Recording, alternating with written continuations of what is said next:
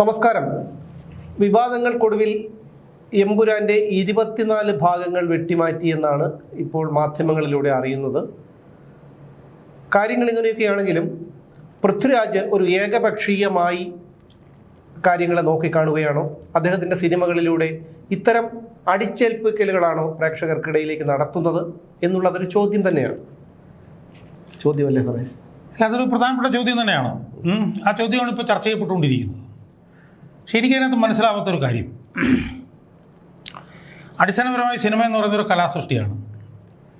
അപ്പോൾ ആ കലാസൃഷ്ടിയിൽ അതിൻ്റെ പിന്നണി പ്രവർത്തകരുടെ അഭിപ്രായങ്ങളാണ് സിനിമകളിൽ വരാറ്. അതിപ്പോൾ CPM അനുകൂലമായ സിനിമകൾ വന്നിട്ടുണ്ട്, CPM എതിരായ സിനിമകൾ വന്നിട്ടുണ്ട്, BJP അനുകൂലമായി വന്നിട്ടുണ്ട്, BJP എതിരായി വന്നിട്ടുണ്ട്. ഒരുപാട് സിനിമകളുണ്ട്. ഞാൻ സബർമതി ഫലം, അങ്ങനെ ഒരുപാട് സിനിമകൾ, ഞാൻ അതിലധികം പോകുന്നില്ല.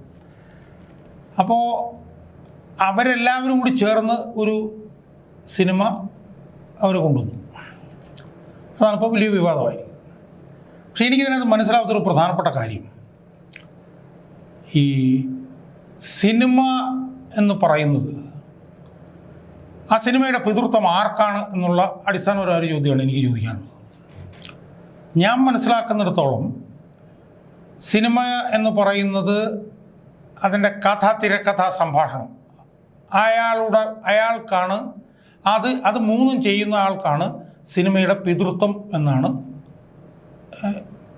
എന്നുള്ളതാണ് എൻ്റെ ഒരു വാദം. ഇപ്പോൾ ഉദാഹരണത്തിന് എമ്പുരാൻ എന്ന് പറഞ്ഞ സിനിമ എടുക്കുക. ആ സിനിമയുടെ കഥ, തിരക്കഥ, സംഭാഷണം ഇത് മൂന്നും മുരളി ഗോപിയുടേതാണ്. എന്ന് പറഞ്ഞാൽ ആ കഥയുടെ അടിസ്ഥാന, അതിൻ്റെ മൂലകഥ, യഥാർത്ഥത്തിൽ ആ മൂലകഥയാണല്ലോ ഇന്ന് വിമർശിക്കപ്പെടുന്നത്. ആ മൂലകഥയിലാണല്ലോ ഈ ഗുജറാത്ത് കലാപവും എന്ന് പറയുന്നുള്ളതും, ഈ ഗർഭിണിയെ ബലാത്സംഗം ചെയ്യുന്നു, ED മറ്റതും മറിച്ചതും എല്ലാം ആ മൂലകഥയിലാണല്ലോ ഉള്ളത്. ആ കഥ ഉരുത്തിരിഞ്ഞത് എവിടെയാണ്? ആ കഥ ഉരുത്തിരിഞ്ഞത് മുരളി ഗോപിയുടെ തലച്ചോറിലാണ്. ആ മൂലകഥയുടെ തിരക്കഥ എഴുതിയതും മുരളി ഗോപി തന്നെയാണ്. അതായത് തൻ്റെ തലയിൽ ഉരുത്തിരിഞ്ഞ കഥ, ആ കഥയുടെ തിരക്കഥയും അയാൾ എഴുതുന്നു എന്ന് മാത്രമല്ല, ആ തിരക്കഥയിലെ കഥാപാത്രങ്ങളുടെ സംഭാഷണവും എഴുതുന്നത് മുരളി ഗോപി തന്നെ. ഇപ്പം എമ്പുരാനിലെ ഒരുപാട് പിന്നെ ഡയലോഗുകളെ കുറിച്ചിട്ടുള്ള വിമർശനങ്ങളുണ്ട്. ആ ഡയലോഗുകളെല്ലാം എഴുതിയിട്ടുള്ളത് മുരളി ഗോപിയാണ്. അതിൻ്റെ തിരക്കഥ എഴുതിയിട്ടുള്ളത് മുരളി ഗോപിയാണ്. അതിൻ്റെ കഥ എഴുതിയിട്ടുള്ളത് മുരളി ഗോപിയാണ്. എന്താണ് സംവിധായകൻ്റെ റോള്?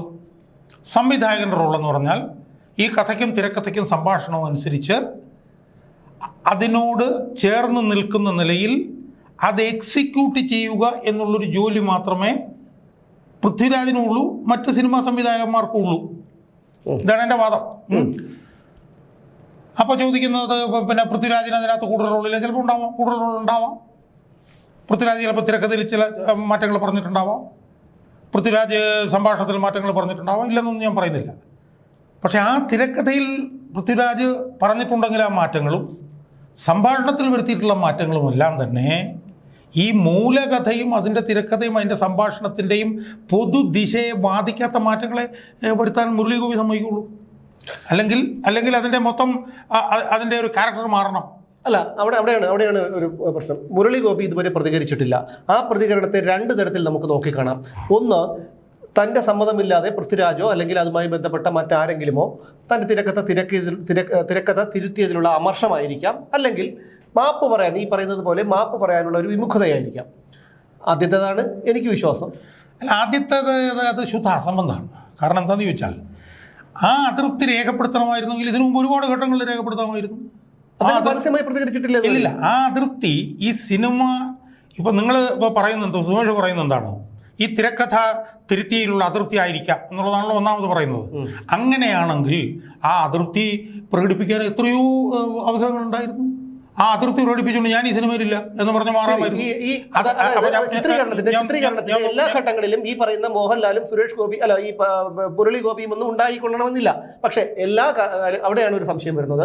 പ്രിവ്യൂ, ഏതൊരു സിനിമയ്ക്കും പ്രിവ്യൂ ഉണ്ടാകുന്നതാണ്. പക്ഷേ ഇവിടെ അങ്ങനെ ഒരു പ്രിവ്യൂ ഷോ ഉണ്ടായിട്ടില്ല. അതിലൊന്നും എനിക്ക് തർക്കമില്ല. പക്ഷേ ഈ മുരളി ഗോപി എന്ന് പറഞ്ഞിട്ടുള്ള ഈ മനുഷ്യനെ, ഈ കലാകാരനെ അറിയാവുന്നവർ അവർ ഈ വാദങ്ങളൊക്കെ എടുത്ത് കീറക്കടലാസ് പോലെ ചവിട്ടൂട്ട കളയുകയുള്ളൂ.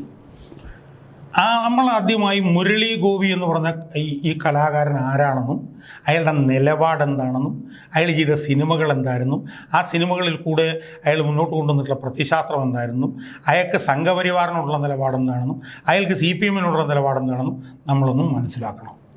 അത് നിങ്ങളും മനസ്സിലാക്കിയിട്ടില്ല. അത് ഞാൻ മനസ്സിലാക്കിയിട്ടുണ്ട്.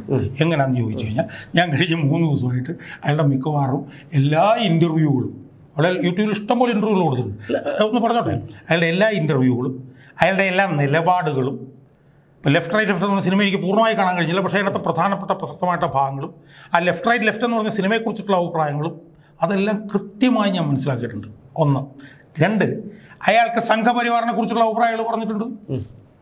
അയാൾ സംഘപരിവാറിനെ കുറിച്ച് പറഞ്ഞിട്ടുള്ളത് സംഘപരിവാറിൻ്റെ ഈ വർഗീയത കുത്തിച്ചെലുത്തുന്ന ഈ സമീപനത്തോട് എനിക്ക് യോജിപ്പില്ല എന്ന് അയാൾ കൃത്യമായിട്ട് ഇൻ്റർവ്യൂവിൽ പറഞ്ഞിട്ടുണ്ട്. അതോടൊപ്പം തന്നെ അയാൾ പറഞ്ഞിട്ടുണ്ട് ഇവിടെ ലെഫ്റ്റ് ഇല്ല.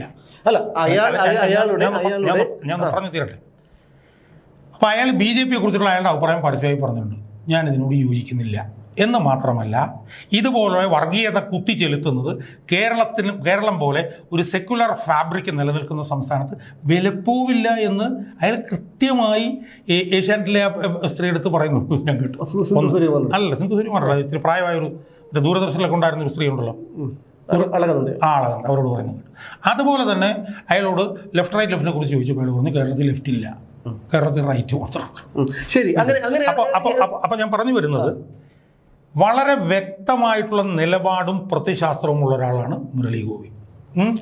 ആ മുരളി ഗോപിയുടേതാണ് കഥ, ആ മുരളി ഗോപിയുടേതാണ് തിരക്കഥ, ആ മുരളി ഗോപിയുടേതാണ് സംഭാഷണം എന്നിരിക്കെ ആ മുരളി ഗോപി അറിയാതെ പിന്നാമ്പുറത്തു കൂടി പൃഥ്വിരാജ് അയാളുടെ പ്രത്യശാസ്ത്രം കുത്തിച്ചെലുത്തി എന്നും പറഞ്ഞാൽ അതൊന്നും ജനങ്ങളുടെ മുമ്പിൽ വിലപ്പോവില്ല. എനിക്ക് പറയാനൊരു അവസരം, അതായത് ഈ മുരളി ഗോപി അദ്ദേഹത്തിൻ്റെ പ്രത്യയശാസ്ത്രവും അദ്ദേഹത്തിൻ്റെ വ്യക്തിപരമായ നിലപാടുകളും അദ്ദേഹത്തിൻ്റെ അഭിമുഖത്തിൽ പറഞ്ഞു എന്ന് കരുതി കോടിക്കണക്കിന് രൂപ ഇപ്പോൾ മോഹൻലാലോ അല്ലെങ്കിൽ ആന്റണി പെരുമ്പാവൂരോ ആശീർവാദ് ഫിലിംസോ ഗോകുലം ഗോപാലിനോ ഒക്കെ മുടക്കുമ്പോൾ അത് അയാളുടെ നിലപാടുകൾ പറയാനുള്ളതല്ല. കഥ വേറെ, ജീവിതം വേറെ. അപ്പോൾ അതുകൊണ്ട് മുരളി ഗോപിയുടെ നിലപാടുകളും പ്രത്യയശാസ്ത്രങ്ങളും അടിച്ചേൽപ്പിക്കാനുള്ളതല്ല കേരളത്തിലെ അല്ലെങ്കിൽ മലയാള പ്രേക്ഷകർ അല്ലെങ്കിൽ മലയാള നിങ്ങൾ ഈ പറയുന്നത് അബദ്ധമാണ്. ഈ പറയുന്നത് അത് ശുദ്ധ അബദ്ധമാണ്. എന്താണ് കാരണം? പറയൂ. അയാളുടെ കാഴ്ചപ്പാടിനും അയാളുടെ പ്രത്യശാസ്ത്രത്തിനും അടിസ്ഥാനമായി അയാളുടെ തലച്ചോറിൽ ഉയർന്ന കഥയാണ് എമ്പുരാൻ്റെ കഥ. മനസ്സിലായില്ലേ? അത് അയാളുടെ പ്രത്യശാസ്ത്രത്തിനും അയാളുടെ നിലപാടുകൾക്കും അടിസ്ഥാനത്തിലുള്ളതാണ് കഥ. ആ കഥയ്ക്ക് അയാൾ തിരക്കഥ എഴുതി, ആ കഥയ്ക്ക് അയാൾ സംഭാഷണം എഴുതി. ഇതെല്ലാം എഴുതിയിട്ട് അയാൾ മോഹൻലാലിൻ്റെ അടുത്തും ഈ പൃഥ്വിരാജിൻ്റെ അടുത്തും എൻ്റെ നിർമ്മാതാക്കളുടെ അടുത്ത് ചെന്നു. അവരെല്ലാവരും കൂട്ടായി അയാളുടെ പ്രത്യശാസ്ത്രത്തിനും അയാളുടെ നിലപാടിനും അനുസരിച്ചുള്ള എമ്പുരാൻ്റെ കഥ പരിപൂർണമായും അംഗീകരിച്ചതിനെ തുടർന്നിട്ടാണ് അവരത് അംഗീകരിച്ച് സിനിമയാക്കിയത്. ആ സിനിമ തിയേറ്ററിൽ വരുന്നിടം വരെ മോഹൻലാലിനോ അല്ലെങ്കിൽ ഗോകുലം ഗോപാലിനോ അല്ലെങ്കിൽ ആന്റണി പെരുമ്പാവൂരിനോ ഇവർക്കാർക്കും ഈ സിനിമ സംബന്ധിച്ച് ഒരു അഭിപ്രായ വ്യത്യാസവും ഇല്ല. അല്ല, അവിടെയും ഉണ്ട് പ്രശ്നം. കാരണം എമ്പുരാൻ ഒരൊറ്റ ഷെഡ്യൂളിൽ തീർന്ന പടമല്ല. എമ്പുരാൻ വർഷങ്ങളായി പല സ്ഥലങ്ങളിൽ വെച്ച് പല ഷെഡ്യൂളുകളായി പൂർത്തിയാക്കിയ ഒരു പടമാണ് എമ്പുരാൻ. അതുകൊണ്ട് തന്നെ ഇതിൻ്റെ ആർക്കും ഒരു എത്തും പിടിയും കിട്ടാനുള്ള ഒരു സാധ്യത വളരെ കുറവാണ്. നമുക്ക് ചിന്തിച്ചാൽ തന്നെ അറിയാവുന്നൊരു കാര്യമാണ്. ഇപ്പോൾ അതിൻ്റെ ഏറ്റവും വലിയ മറ്റൊരു ഉദാഹരണം കൂടിയുണ്ട്. പ്രിവ്യൂ ഷോ ചില രംഗങ്ങൾ ലീക്കാകുമെന്ന് കരുതി പ്രിവ്യൂ ഷോ നടത്തിയിട്ടില്ല എന്ന് ഞാൻ പറഞ്ഞോട്ടെ. ഇവിടെ അങ്ങനെ നോക്കിക്കഴിഞ്ഞാൽ ഇവിടെ ഇതിനേക്കാളും എത്രയോ വലിയ പടങ്ങൾ ഹിന്ദിയിലും മറ്റും നടന്നിട്ടുണ്ട്. അപ്പോൾ അത് ഒരു ന്യായം മാത്രമായി നമുക്ക് കരുതാം. ഇനി മറ്റൊന്നുകൂടി, മോഹൻലാൽ ഈ ഷോ കയറിയതിനു ശേഷം തിരിച്ചിറങ്ങിയ മോഹൻലാലിന്റെ മുഖം നമ്മൾ കണ്ടതാണ്. ഇതിനോടൊന്നും എനിക്ക് ഒട്ടും യോജിക്കാൻ പറ്റില്ല. കാരണം ഇതൊക്കെ വളരെ ജുഗുപ്സാവഹമായിട്ടുള്ള ഈ ചില കേന്ദ്രങ്ങളിൽ നിന്നുള്ള ഫേസ്ബുക്ക് പ്രചരണങ്ങളാണ് ഇതൊക്കെ. ഞാനൊന്ന് പറയട്ടെ. ഇപ്പൊ അവസാനമായിട്ട് പറഞ്ഞെന്താ, മോഹൻലാൽ സിനിമ കണ്ടിറങ്ങിയപ്പോൾ അയാളുടെ മുഖം, ഞാൻ അതിനോടൊന്നും വൗച്ച് ചെയ്യില്ല, ഞാൻ അതിന് മറുപടിയും പറയില്ല. കാരണം അത് വെറും ബാലിശമാണ്. അല്ല, എൻ്റെ വാദം വളരെ കൃത്യമാണ്. അതെന്താണെന്ന് ചോദിച്ചാൽ, മുരളി ഗോപിയുടെ തലച്ചോറിൽ ഉയർന്ന കഥ സിനിമയാക്കാൻ എത്ര ഷെഡ്യൂളോ എവിടെ വെച്ചെടുത്തോ ഒന്നും എനിക്ക് പ്രശ്നമല്ല. അതിനകത്ത് മാറ്റം വരുത്തിയിട്ടുണ്ടായിരുന്നെങ്കിൽ ഒരു സംശയവും വേണ്ട, മുരളി ഗോപി അതിനോട് യോജിക്കില്ല. ശരി, അങ്ങനെയാണെങ്കിൽ അയാൾക്ക് തിരിച്ച് അയാൾ എത്ര ധീരനായെങ്കിൽ അയാൾക്ക് പറയാമല്ലോ. ഒരു മിനിറ്റ് ഒന്ന് പറയട്ടെ. അയാൾ അതിനോട് വിയോജിക്കുമായിരുന്നു. കാരണം അയാളുടെ നിലപാടുകളിൽ ഉറച്ചു നിൽക്കുന്ന ഒരു കലാകാരനാണെന്ന് ഞാൻ അയാളെ കഴിഞ്ഞ 3 ദിവസം പഠിക്കുകയും അയാളുടെ മുഴുവൻ വീഡിയോ കാണുകയും അയാളുടെ അഭിപ്രായങ്ങൾ മുഴുവൻ കേൾക്കുകയും ചെയ്തതിൻ്റെ അടിസ്ഥാനത്തിലാണ് ഞാൻ പറയുന്നത്. നിങ്ങളതൊന്നും കേട്ടിട്ടില്ല. അപ്പം അതുകൊണ്ട് അയാൾക്ക് ഇതിനകത്ത് എവിടെ വെച്ച് എന്തെങ്കിലും അഭിപ്രായ വ്യത്യാസങ്ങൾ ഉണ്ടായിരുന്നെങ്കിൽ അത് അയാൾ കൃത്യമായി പറയുന്നവനായിരുന്നു എന്നുള്ള കാര്യത്തിൽ ഒരു തർക്കവുമില്ല. അതിൻ്റെ ഏറ്റവും പ്രധാനപ്പെട്ട കാരണം എന്താണെന്നറിയോ? 2013 ലെഫ്റ്റ് റൈറ്റ് ഇറങ്ങുന്നത്. ലെഫ്റ്റ് റൈറ്റ് ഇറങ്ങിയപ്പോഴത്തേക്ക് ഇതുപോലെ തന്നെ ഈ CPM കാരൻ ഇപ്പോൾ ഈ BJP കാരൻ കാണിക്കുന്നതിനേക്കാൾ വൃത്തികെട്ട രീതിയിൽ ഫാസിസ്റ്റിക്കായിട്ട് ആ സിനിമയോട് പെരുമാറിയതാണ്. വടക്കൻ കേരളത്തിലൊന്നും തിയേറ്റർ പോലും കൊടുത്തില്ല. ആ സിനിമ നമ്മൾ കാണേണ്ടത് എന്താണെന്നറിയോ?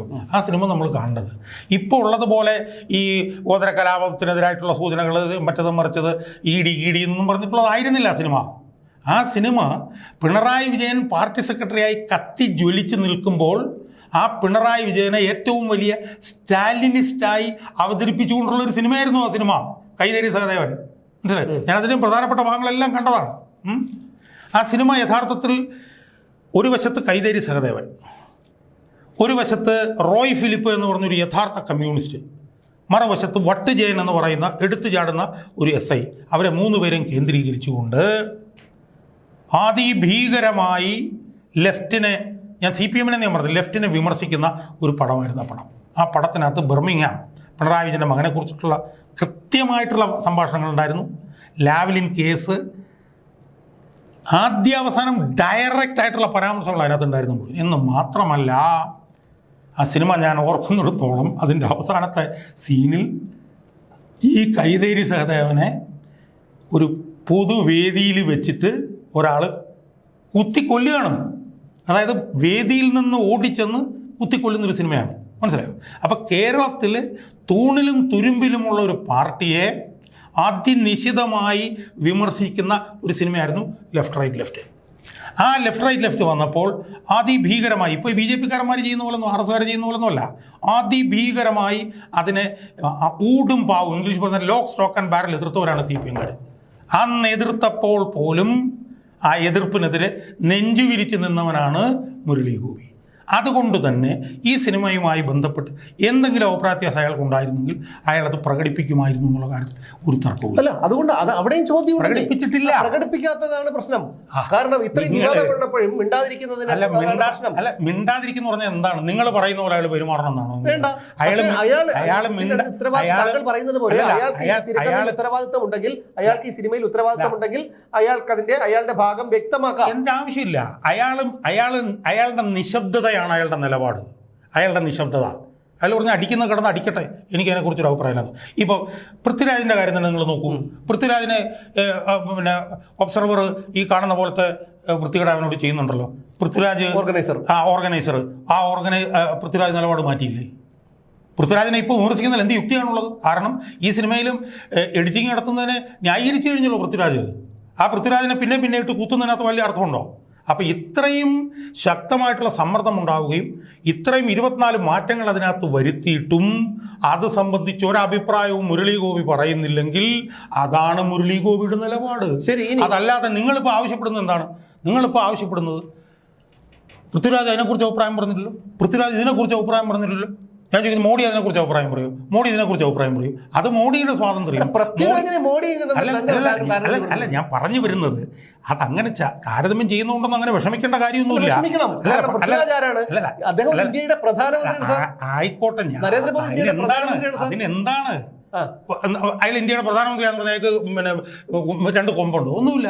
പൃഥ്വിരാജും ഇന്ത്യൻ പ്രധാനമന്ത്രിയും പൊതുപ്രവർത്തകൻ എന്നുള്ള നിലയിൽ, ഒരു സാധാരണ പൗരൻ എന്നുള്ള നിലയിൽ എന്നെ സംബന്ധിച്ചിടത്തോളം 2 വ്യക്തികളാണ്. ഇന്ത്യൻ ഭരണഘടനയുടെ മുന്നിൽ പൃഥ്വിരാജിനും നരേന്ദ്രമോദിക്കുമുള്ള അവകാശങ്ങളൊന്നാണ് ആർട്ടിക്കിൾ 14 പ്രകാരം. മനസ്സിലായില്ലേ? അതുകൊണ്ട് മോഡിയോട് മോഡി നിങ്ങളെന്താ അത് പറയാഞ്ഞത്, നിങ്ങളെന്താ ഇതിനകത്ത് പറയാഞ്ഞത് എന്ന് ചോദിക്കാൻ നമുക്ക് അവകാശമില്ല. അതുപോലെ തന്നെ പൃഥ്വിരാജിനോട് മുനമ്പം കാര്യത്തിൽ നിങ്ങളത് പറഞ്ഞില്ലല്ലോ, നിങ്ങളിത് പറഞ്ഞില്ലല്ലോ, ഇത് പറയാനുള്ള അവകാശം നമുക്കില്ല. അതൊക്കെ അവരുടെ സ്വാതന്ത്ര്യം. നമ്മളിപ്പോൾ എന്താ ചെയ്യുന്നത്?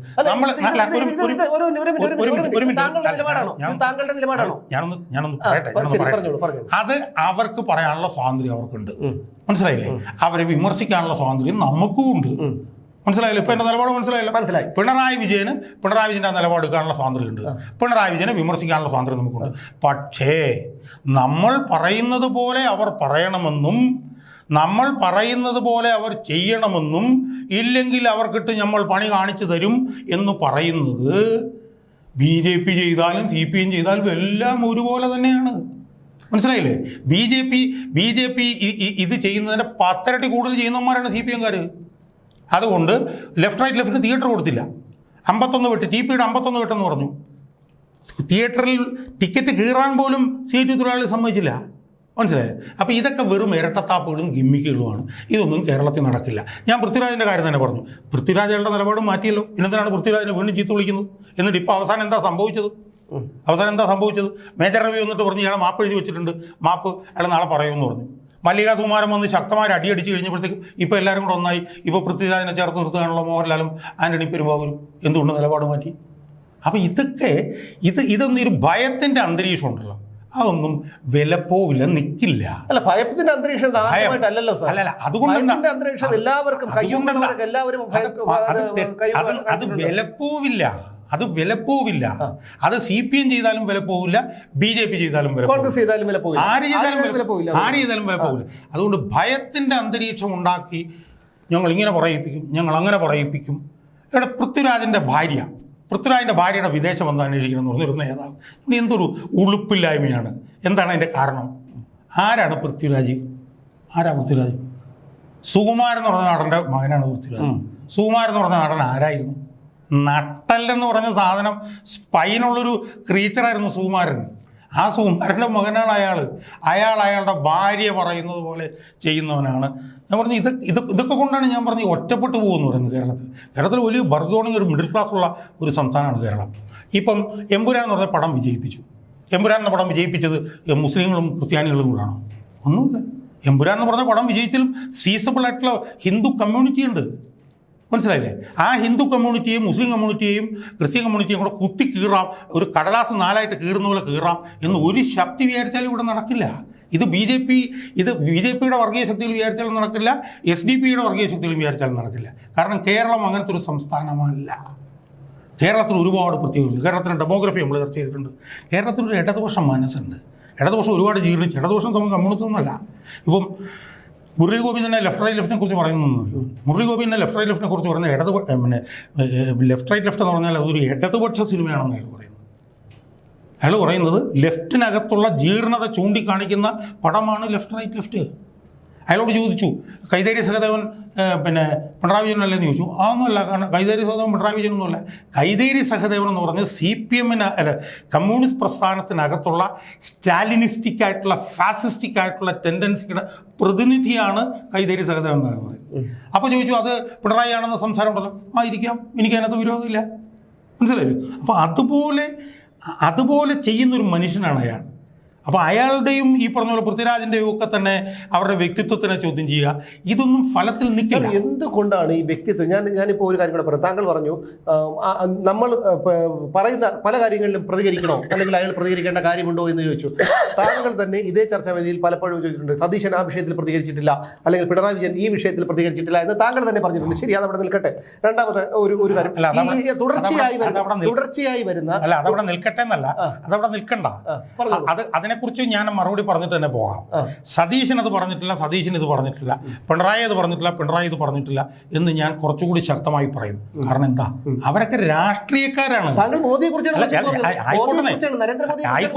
ആയിക്കോട്ടെ, മോദിയെ കുറിച്ച് പറയരുതെന്നല്ല ഞാൻ പറഞ്ഞത്, മോദിയെ കുറിച്ച് പറയും എന്നാണ് ഞാൻ പറഞ്ഞത്. പക്ഷേ മോദി ഇന്നതുപോലെ ചെയ്തില്ലെങ്കിൽ ഞങ്ങൾ ഇന്നതുപോലെ ചെയ്യും എന്ന് പറയാൻ നമുക്ക് അവകാശമില്ല. ഇതേ പറഞ്ഞുള്ളൂ.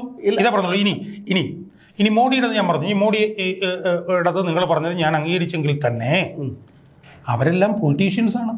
അവരെല്ലാം ഇന്നത് ചെയ്യുമെന്നും പറഞ്ഞ് വൗച്ച് ചെയ്ത് ജയിക്കുന്നവരാണ്. ശരി,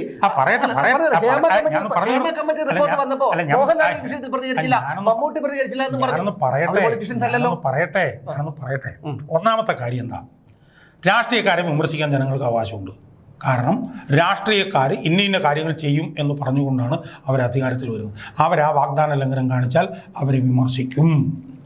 ഹേമ കമ്മിറ്റി റിപ്പോർട്ട് വരുമ്പോൾ മോഹൻലാലിനെ വിമർശിക്കും. കാരണം എന്താണ്?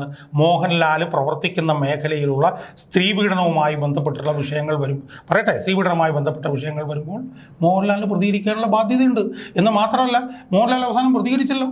അത് തെറ്റോ ശരിയോ എന്നുള്ള കാര്യം. മോഹൻലാൽ പ്രതികരിക്കേണ്ടി വന്നു. എന്തുകൊണ്ട് മോഹൻലാൽ പ്രതികരിക്കേണ്ടി വന്നു? മോഹൻലാൽ എങ്ങനെ പ്രതികരിച്ചു? അല്ല, എന്തോ ആയിക്കോട്ടെ, മോഹൻലാൽ പ്രതികരിച്ചോ, പ്രതികരിക്കേണ്ടി വന്നോ, പ്രതികരിക്കാതായാലും മാറിയെന്നല്ലോ. കാരണം എന്താണ്? അയാളുടെ മേഖലയിൽ നടക്കുന്ന തെറ്റായിട്ടുള്ള പ്രവണതകൾ സംബന്ധിച്ച് ഒരു ആധികാരികമായ ഒരു ജുഡീഷ്യൽ റിപ്പോർട്ട് വന്നു. അയാൾക്ക് അതിനെക്കുറിച്ച് പ്രതികരിക്കേണ്ടി വരും. അതേസമയം ഒരു കലാകാരൻ രാഷ്ട്രീയക്കാരനെ പോലെ ആ വിഷയത്തിൽ പ്രതികരിക്കണം, ഇവർ നമുക്ക് പറയാനുള്ള അവകാശമില്ല, നമുക്ക് പറയാൻ പറ്റില്ല. അങ്ങനെ പറഞ്ഞ അവനെ കൊണ്ട് ഞങ്ങൾ അങ്ങനെ ചെയ്യിപ്പിച്ചിരിക്കും. അവൻ ജനഗണമനയിൽ അങ്ങനെ ചെയ്യും. എടാ, ജനഗണമനയിലും അവൻ സംവിധായകനല്ലായിരുന്നോ? പിന്നെ അവൻ ജനഗണമനയുടെ കഥ അവൻ്റെ അല്ലായിരുന്നല്ലോ. അവൻ വേറെ വിഷയത്തിൽ പ്രതികരിച്ചു. അത് അവൻ്റെ സ്വാതന്ത്ര്യമാണ്. പക്ഷെ മോഡിയും ആയാലും പിണറായി ആയാലും സതീശനായാലും അങ്ങനെയല്ല. അവർക്ക് ജനങ്ങളോട് ബാധ്യതയുണ്ട്. ഇപ്പോൾ ആശാവർക്കർമാർ സമരം ചെയ്യുമ്പോഴത്തേക്കും ആശാവർക്കർമാരുടെ സമരം എന്താണ് പിണറായി വിജയൻ തീർക്കാത്തതെന്ന് നമ്മൾ ചോദിക്കും. പക്ഷേ ആശാവർക്കർമാരുടെ സമരം വരുമ്പോൾ ആശാവർക്കർമാരുടെ സമരത്തെക്കുറിച്ച് പൃഥ്വിരാജ് സുകുമാരൻ എന്തുകൊണ്ട് പ്രതികരിച്ചില്ല എന്ന് ചോദിക്കാൻ നമുക്ക് എന്താ അവകാശമില്ല. അതാണ് ഇവിടെയും നടക്കുന്നത്. അതുകൊണ്ട് ആത്യന്തികമായി ഇതൊന്നും കേരളത്തിൻ്റെ സോഷ്യൽ ഫാബ്രിക്കിനെ ഇത് ബാധിക്കില്ല. സാർ, എന്തുകൊണ്ടാണ് ഇത്രയും ഞാനൊന്ന് പറഞ്ഞോട്ടെ, എന്തുകൊണ്ടാണ് ഈ കാര്യങ്ങളിലൊക്കെ ഇത്തരം നമ്മളെപ്പോലുള്ള ഞങ്ങളെപ്പോലെയുള്ളവർക്ക് പോലും ഇത്തരത്തിൽ ചിന്തിക്കേണ്ടി വരുന്നത് അല്ലെങ്കിൽ പ്രതികരിക്കേണ്ടി വരുന്നത് എന്ന് ചോദിച്ചാൽ, ഒരു വിഭാഗത്തെ അല്ലെങ്കിൽ രണ്ട് വിഭാഗത്തെ മാത്രം എപ്പോഴും അവഹേളിച്ചുകൊണ്ടും ഒരു വിഭാഗത്തെ പരിശുദ്ധരായി ഉയർത്തി കാണിച്ചുകൊണ്ടും നടത്തുന്ന ഇത്തരത്തിലുള്ള അടിച്ചേൽപ്പിക്കലുകൾ കാണുമ്പോഴാണ് ഞങ്ങൾ പ്രതികരിക്കേണ്ടി വരുന്നത്. അല്ല, അതിപ്പോൾ നിങ്ങൾ ആരാണെന്ന് എനിക്കറിയില്ല. നിങ്ങൾ പ്രതികരിച്ചോ? നിങ്ങളൊരു മാധ്യമപ്രവർത്തനാണെന്നാണ് ഞാൻ മനസ്സിലാക്കിയിട്ടുള്ളത്. അതുകൊണ്ട് ഞങ്ങൾ എന്ന് നിങ്ങളിപ്പോൾ പറഞ്ഞത് മാധ്യമപ്രവർത്തനാണോ അല്ലയോ എന്നുള്ള സംശയം എനിക്കുണ്ട്. ഇന്ത്യ എന്ന് പറഞ്ഞ രാജ്യത്ത് ഭൂരിപക്ഷങ്ങളെയും ന്യൂനപക്ഷങ്ങളും അങ്ങോട്ടും ഇങ്ങോട്ടും വിമർശിക്കുകയും എല്ലാം ചെയ്യുന്നത് ഇത് ഒരു പക്ഷത്തിനെതിരായിട്ടുള്ള സാധനമല്ല. ഇത് എല്ലാ വിഭാഗങ്ങളും അങ്ങോട്ടും ഇങ്ങോട്ടും ചെയ്യുന്നവരാണ്. പക്ഷേ ഇതിൽ മുഷ്കും അഹങ്കാരവും കാണിക്കുന്നത് ഭൂരിപക്ഷമാണ്. സ്വാഭാവികമായി അത് ഭൂരിപക്ഷമായതുകൊണ്ടാണ്.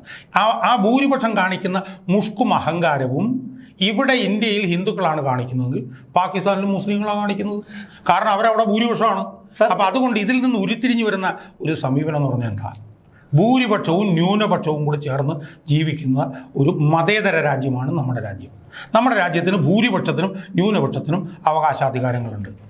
നമ്മുടെ രാജ്യത്ത് ഭൂരിപക്ഷം കാണിക്കുന്ന തെണ്ടിത്തരത്തെയും നമ്മൾ എതിർക്കണം, ന്യൂനപക്ഷം കാണിക്കുന്ന തെണ്ടിത്തരത്തിനെയും നമ്മൾ എതിർക്കണം. അല്ലാതെ ഭൂരിപക്ഷം കാണിക്കുന്ന തെണ്ടിത്തരം കാണാതിരുന്നിട്ട് ന്യൂനപക്ഷത്തെ കുറ്റപ്പെടുത്തുകയോ ന്യൂനപക്ഷം കാണിക്കുന്ന വൃത്തികേട് കാണാതിരുന്നിട്ട് ഭൂരിപക്ഷത്തെ വിമർശിക്കുകയോ ചെയ്യുന്ന സമീപനം, ഈ സമീപനമാണ് ഈ ഇന്ത്യ മഹാരാജ്യത്തുള്ളത്. അല്ല, പലരും നിർഭാഗ്യവശാൽ പലരും ഇത്തരത്തിൽ പറയുന്നില്ല. ഇപ്പൊ താങ്കൾ പറഞ്ഞത് 101% വാസ്തവമാണ്. പക്ഷേ 2 ദിവസം മുമ്പ്, അതായത് ഈ കഴിഞ്ഞ 30-ാം തീയതി ഞായറാഴ്ച ഏഷ്യാനെറ്റിലെ ന്യൂസ് അവറിൽ ഒരു ചർച്ച നടക്കുകയുണ്ടായി എമ്പുരാൻ വിഷയവുമായി ബന്ധപ്പെട്ട്.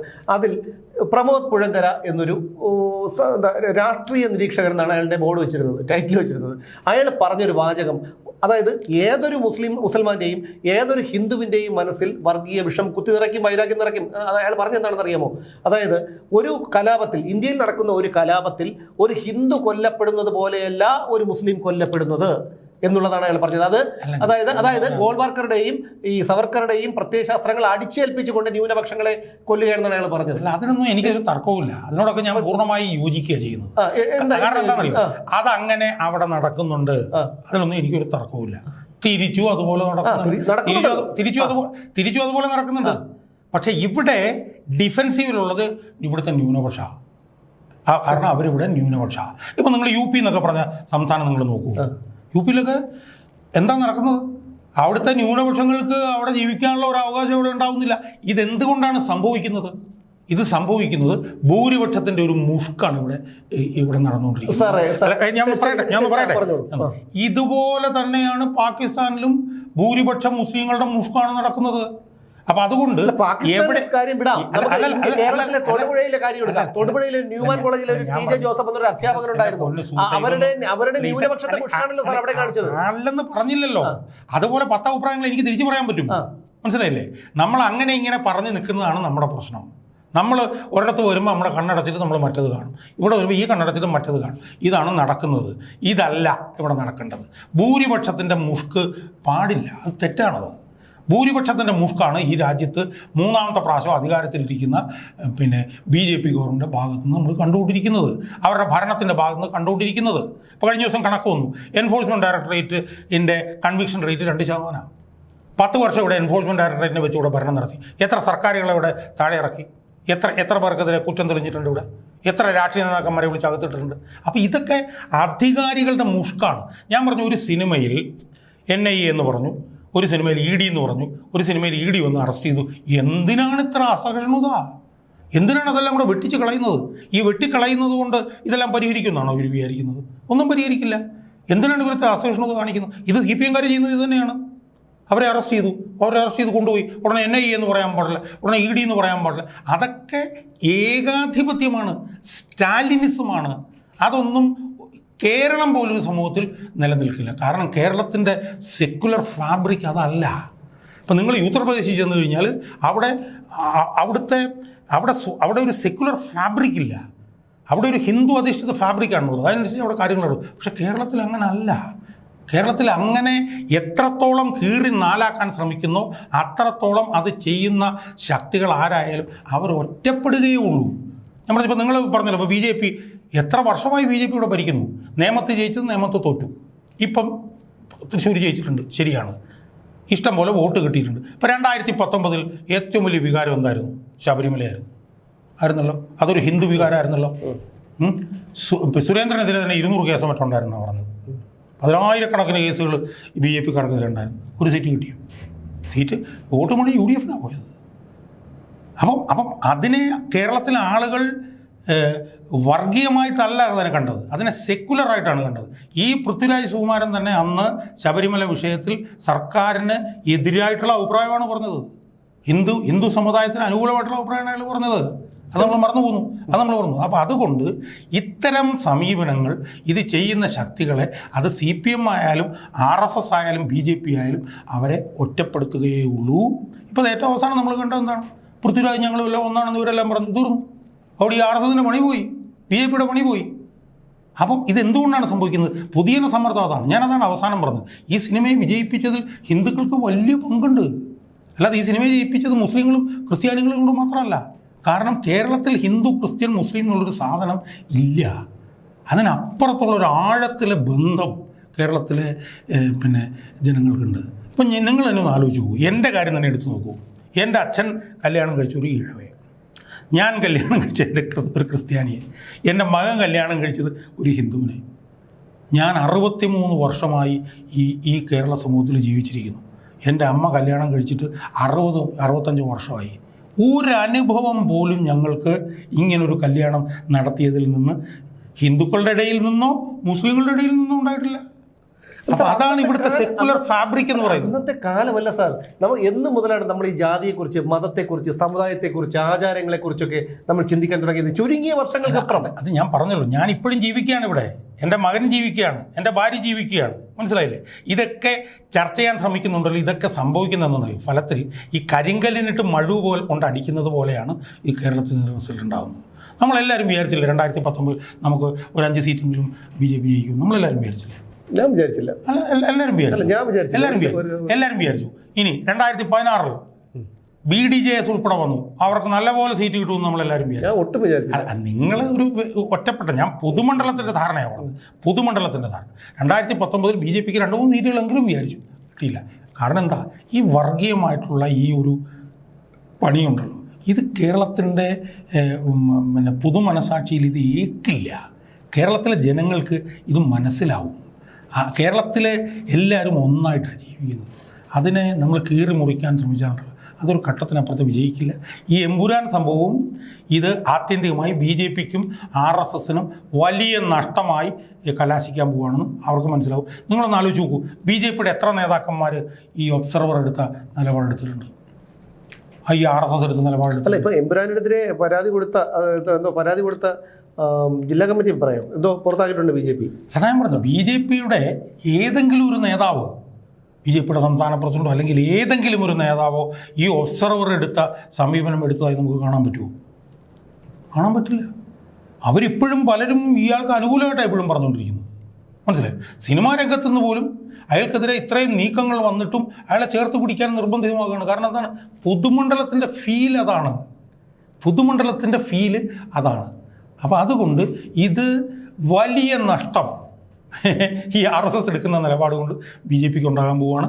എമ്പുരാൻ എന്ന് പറഞ്ഞ സിനിമ ഒരു സൂപ്പർ ഡ്യൂപ്പർ ഹിറ്റായി മാറി എന്നും അതിൻ്റെ നിർമ്മാതാക്കൾക്ക് അത് നിർമ്മിച്ച പൈസ തിരിച്ചു കിട്ടിയെന്നും അതോടൊപ്പം തന്നെ ഇന്നലെ ഞാൻ മലയാള മനോരമയുടെ ഒരു വീഡിയോയിൽ കണ്ടതാണ് ഈ മുരളി ഗോപിയെക്കുറിച്ചൊരു സാധനം. ലെഫ്റ്റ് റൈറ്റ് ലെഫ്റ്റിലെ ഒരു കഥാപാത്രം വട്ട് ചെയ്യാൻ പറയുന്നത്, എനിക്ക് ഒറ്റ തന്തയേ ഉള്ളൂ, എൻ്റെ വീട്ടിൽ ഒരാളുടെ പടവേ എൻ്റെ ഇതിലുള്ളൂ, അതെൻ്റെ അച്ഛൻ്റെയാണ്, അതുകൊണ്ട് ഞാൻ അഭിപ്രായം മാറ്റി പറയില്ല എന്ന് ലെഫ്റ്റ് റൈറ്റിൽ മുരളി ഗോപി എഴുതിയ ഒരു സംഭാഷണമാണ് അയാൾ പറയാതെ പറഞ്ഞിരിക്കുന്നത് എന്ന് മനോരമയുടെ ഒരു വീഡിയോ ഞാൻ ഇന്നലെ കാണുകയുണ്ടായി. അതുകൊണ്ട് ഇത് വലിയ നഷ്ടത്തിൽ ഇതിനെ ഈ പറഞ്ഞതുപോലെ ഇതിൽ നിന്ന് ക്യാപിറ്റലൈസ് ചെയ്ത് നേട്ടമുണ്ടാക്കാമെന്ന് വിചാരിച്ച മുഴുവൻ ആളുകൾക്കും ഇത് നഷ്ടത്തിലാവുന്ന ഒരു നിലയിലേക്ക് ഈ കാര്യങ്ങൾ എത്തും എന്നുള്ള കാര്യത്തിൽ എനിക്ക് ആരും സംശയമില്ല. എന്തായാലും മുരളി ഗോപിയുടെ നിശബ്ദതയെ ഈ രണ്ട് തരത്തിലും വ്യാഖ്യാനിക്കാം. ഇപ്പോൾ എൻ്റെ നിലപാട് എനിക്കും അല്ലെങ്കിൽ മറ്റുള്ള ഏതൊരു വ്യക്തിയുടെയും നിലപാടും അവർക്ക് സ്വന്തമായി അവരുടെ ഇഷ്ടപ്രകാരം നിലപാടെടുക്കാം. പക്ഷേ എന്താണ് എന്നുള്ള കാര്യം ഇനി മുരളി ഗോപി ഏതെങ്കിലും ഘട്ടത്തിൽ പ്രതികരിക്കുമ്പോൾ മാത്രമേ അദ്ദേഹത്തിൻ്റെ നിലപാടെന്താണെന്ന് നമുക്ക് മനസ്സിലാവുകയുള്ളൂ. എന്തായാലും തീർച്ചയായിട്ടും ഇതൊരു ഭീകരമായ അവസ്ഥ തന്നെയാണ് എന്ന് കരുതി ഈ എമ്പുരാനിലെ ഈ ഭാഗങ്ങളൊക്കെ വെട്ടി നീക്കിയതോ അല്ലെങ്കിൽ അതുമായി ബന്ധപ്പെട്ടുള്ളതല്ല. പക്ഷേ ഇത്തരത്തിലുള്ള ഈ ചില പ്രചാരണങ്ങൾ സിനിമയിലൂടെയും മറ്റും സമൂഹത്തിൽ അടിച്ചേൽപ്പിക്കാൻ നോക്കുന്ന ഇത്തരം പ്രചാരണങ്ങളാണ് ഇതുപോലെയുള്ള വർഗീയത ഇളക്കിവിടുന്നത്. വർഗീയതയെക്കുറിച്ച് ചിന്തിക്കാത്തവരുടെ മനസ്സിൽ പോലും വർഗീയത കുത്തിവെക്കുന്നത് എന്നുള്ളത് ഖേദത്തോടെ പറയാതെ വയ്യ.